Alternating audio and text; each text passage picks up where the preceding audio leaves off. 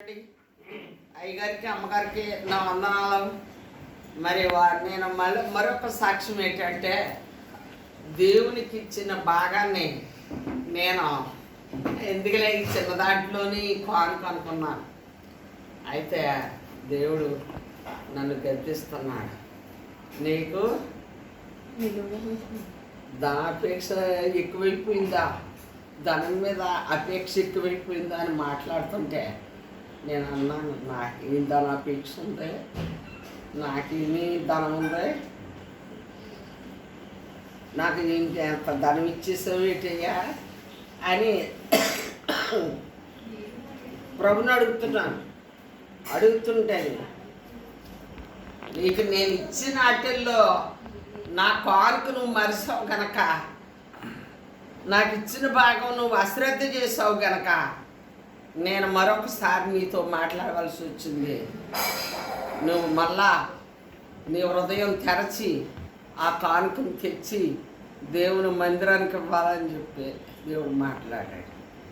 అయితే నేను ఏం చేశానంటే, ప్రభువా ఈ కానుక నీదే కదా అని దేవుని భాగం దేవునికి తీసేసి భాగం పెట్టి, బావా నేను దేవుని కానుక అశ్రద్ధ చేశానంట, దేవుడికి ఇచ్చే భాగం నేను ఇవ్వలేదంట, నేను ఎందుకులే ఇదేమి దశమ భాగం అనుకున్నాను, మరి అందులో తీయమని చెప్తున్నాడు అంతని నేను తీస్తానని పిల్లలకి చెప్పి ఇదిగోనమ్మ పట్టుకెళ్ళి ఇచ్చేయి, దేవుడి భాగం దేవుడికి చెయ్యాలి, మరి నువ్వు అలాగే ఎందుకు అశ్రద్ధ చేసావు అని వాళ్ళు అడుగుతున్నారు.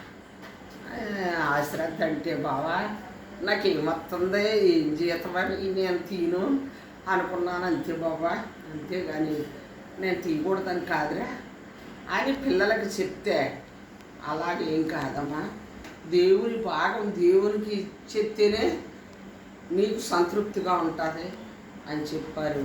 దేవుని బిడ్డలారా, దేవుని విషయంలో ప్రతి ఒక్కరూ నాకులాగా అశ్రద్ధగా అనాలోచనగా ఉండకండి. దేవుడు గోచాడి మాట్లాడుతున్నాడు. ఆయన భాగం ఆయనకి ఇచ్చేయి, ఆయన భాగం ఆయనకి ఇచ్చేయి అని మాట్లాడుతున్నాడు.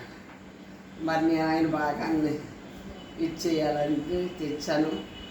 దేవుని యొక్క సన్నిధానంలో దేవుడు మరి కొద్ది కానుకని దేవుడు ఆశీర్వదించి, మరి దేవుడు దీవించి నూరంతలుగా మరి దేవుని ప్రతిఫలాలు మీరు పొందుకోవటానికి, దేవుని యొక్క కృప నాకు తోడుగా ఉండడానికి, మరి మీరు నాకులాగా అశ్రద్ధ చేయకుండా దేవుని సన్నిధిలో ముందుకి సాగుతారని కోరి సాక్ష్యం చెప్తున్నాను. మీరు ఏదో పాస్టర్ గారికి తీసి ఇచ్చేస్తే గొప్ప వస్తుందని కాదు, ఈ గొప్పలకి వెళ్ళే పనులు కాదు, దేవుని యొక్క సన్నిధానంలో మనకి జ్ఞాపకంగా జీవితాంతం ఆయన యొక్క మాట చొప్పున నడుచుకుని ఆయన కార్యాలు చేస్తే దేవుడు అద్భుతమైనటువంటి సహాయం చేస్తాడని నేను మరొకసారి మీకు తెలియపరుస్తూ ఉన్నాను.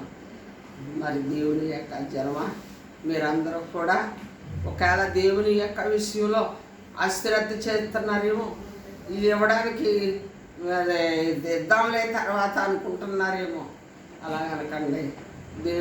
దేవుడికి ఇచ్చే దేవుడి భాగం దేవుడికి తీసేయండి. దేవుడు మిమ్మల్ని ఆశీర్వదిస్తాడు, మిమ్మల్ని నిండాలుగా దీవిస్తాడు.